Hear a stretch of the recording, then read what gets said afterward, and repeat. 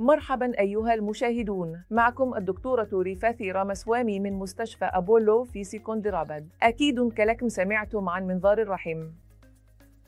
منظار الرحم يعني أننا نشوف داخل الرحم باستخدام تلسكوب صغير جدا. ليش نسوي هذا الإجراء؟ الأشخاص اللي عندهم نزيف كثير أو نزيف قليل أو عندهم مشاكل في الحمل أو عقم أو اللي يتعرضون لإجهاض متكرر وغيرها كثير من الأسباب نحتاج نشوف داخل الرحم. هذه ميزة كبيرة لأنه قبل عدة سنوات ما كان ممكن النشوف داخل الرحم بشكل مباشر.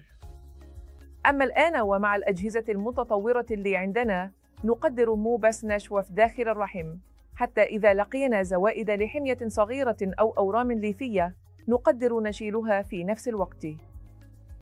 هذه غالباً هي الأسباب وراء النزيف الشديد. وإذا لقينا التصاقات تلصق جدران الرحم ببعضها، هذا نسميها الالتصاقات، وغالباً تكون سبب في قلة نزول الدورة الشهرية بشكل كبير.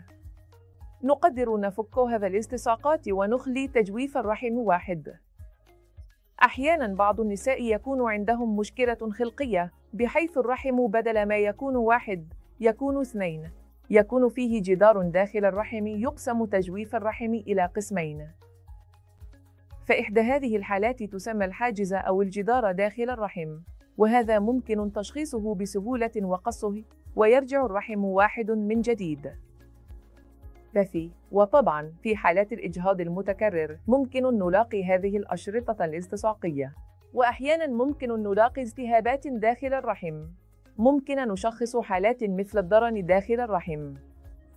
فالتنظير الرحمي أداة مفيدة جداً، وأحياناً استخدام التنظير الرحمي عند المرأة الأكبر سناً ممكن يمنع إجراء عملية جراحية كبيرة تسمى استئصال الرحم. فاستفيدوا من هذه التقنية يا أصدقائي. شكراً لكم.